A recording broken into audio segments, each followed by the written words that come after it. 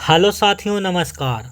BPSC एईडीओ में 18 अप्रैल के math और रीजनिंग का प्रश्न जो पूछा गया है उसी के प्रश्न पत्र को हम लोग एनालिसिस करेंगे।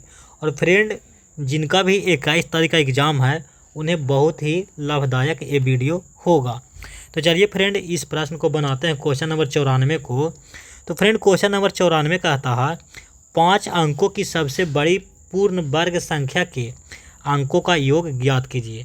तो फ्रेंड, यहाँ पे सबसे पहले तो 5 अंकों की सबसे बड़ी संख्या लेना है।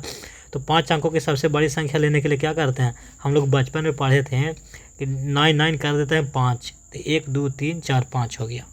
उसके बाद फ्रेंड, हमको पूर्ण वर्ग संख्या निकालना है कि सबसे बड़ी पूर्ण वर्ग संख्या कौन सी है। तो फ्रेंड, इतना तो हम जानते हैं कि अगर 300 का स्क्वायर करोगे तो हमें कितना प्राप्त हो जाएगा, 90,000। यहाँ कितना दिया है, 99,999। और फ्रेंड, अगर 32 का स्क्वायर करोगे तो 1024, यानी 1 लाख के करीब में पहुंच जाएगा। तो आंसर जो भी होगा वो 300 से 320 के बीच में ही होगा। फ्रेंड, ये एग्ज़ाम हॉल में प्रश्न परेशान करेगा, अगर आपका कैलकुलेशन और सोच अच्छी है तब परेशान नहीं करेगा। अब देखिए, 31 का स्क्वायर करोगे तो कितना होता है, 961। वही 310 का कर देंगे तो क्या हो जाएगा, 961 पर डबल जीरो बैठा देंगे। तो फ्रेंड 96,100 के पास में पहुंच जाएंगे, यानी 310 के स्क्वायर के पास पहुंच जाएंगे। और इधर फ्रेंड अगर कीजिएगा तो 32 तो होगा नहीं। अगर आप 317 का स्क्वायर करते हैं तो जल्दी फास्ट कैसे करेंगे सोचना है। तो इसको आप तो लिख सकोगे 300 + 17 यानी स्क्वायर, यानी a + b के 2 होल स्क्वायर। तो फार्मूला पर लगा देंगे जल्दी, तो कितना हो जाएगा, 300 के स्क्वायर करिएगा तो 9 पर 4 जीरो हो जाएगा, 90,000। 17 का स्क्वायर करिएगा तो 289 आ जाएगा। फिर 17 में 3 से गुना कर दीजिए तो एक कॉमन में 2 से मल्टीप्लाई कर दीजिए तो 2 × 2 2 × 5 10 पर डबल जीरो बैठा दीजिए, यानी आ गया 10,200।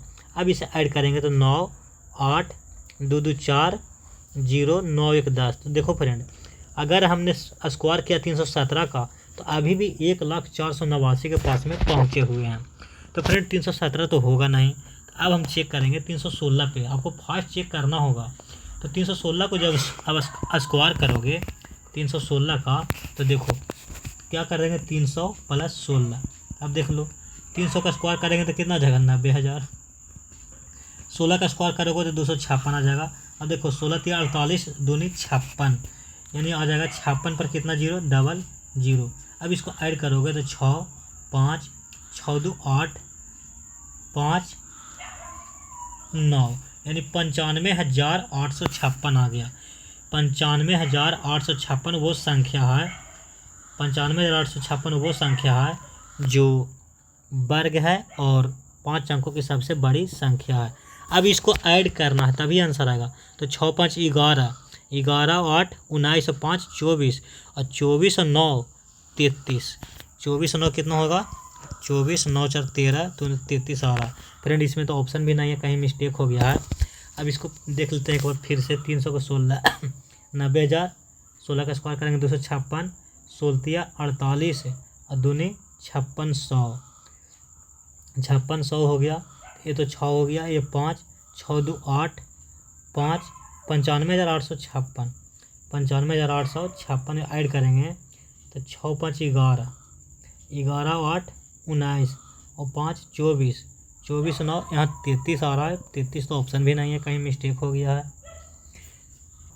तो फ्रेंड कहीं मिस्टेक हो गया है, तो अगर देखिए 48 में देखिए 9600 होना चाहिए, हम लिख दें 5600, 9600। यहाँ हो गया 6 5 2 2 नहीं 6 2 8 9 9, यानी 99,856 वो संख्या आ गया।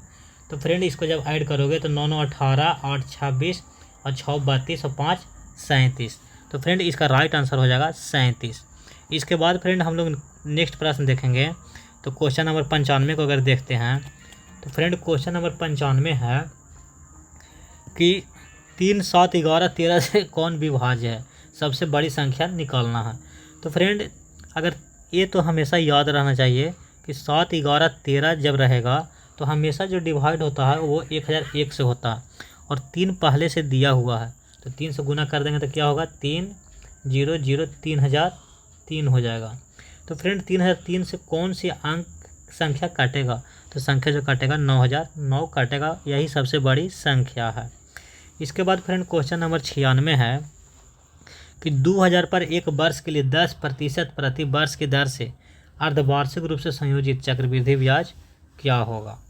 तो फ्रेंड इसे बनाने के लिए जब अर्धवार्षिक होता है यानी 1 साल में रेट जो लगेगा CI 2 बार लगेगा, तो इसे ऐसे भी बना सकते हैं। 2000 दिया हुआ है तो रेट आधा हो जाता है 5% यहाँ आएगा, इसके बाद जो 5% लगाओगे फाइनली आएगा, और बीच वाला होता है जो CI होता है। तो फ्रेंड 2000 का अगर 5% निकालोगे तो एक अंक के बाद दशमलव बैठाते हो तो 10% निकलता है। तो 10% अगर 200 है तो 5% कितना हो जाएगा 100, यानी 100 हो जाएगा। तो यहाँ कितना हो जाएगा 2000 प्लस 100 ऐड कर देंगे तो यहाँ क्या प्राप्त हो जाएगा 2100, ये हो जाता है अमाउंट। अब यहाँ से 5% निकालोगे तो एक अंक के बाद 10 आ जाता 10% आता है, तो 10% 210, तो 5% कितना हो जाएगा तो 105, यानी CI लगा एक बार 100 लगा 105 लगा। तो फ्रेंड CI जो कितना हो गया 205, तो इसका राइट आंसर कितना हो जाएगा 205। अब फ्रेंड हम लोग नेक्स्ट प्रश्न देखेंगे क्वेश्चन नंबर 97 को।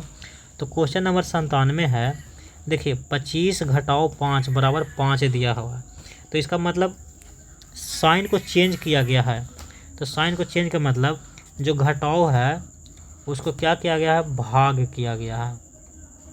7 + 3 देखिए क्या किया गया, जहाँ पे प्लस है वहाँ पे क्या किया गया है घटाव किया गया है, और जहाँ पे गुना है वहाँ पे क्या किया गया ऐड किया गया है, और जहाँ पे भाग है वहाँ पे क्या किया गया है, जहाँ पे भाग है वहाँ पे क्या किया गया है गुना किया गया।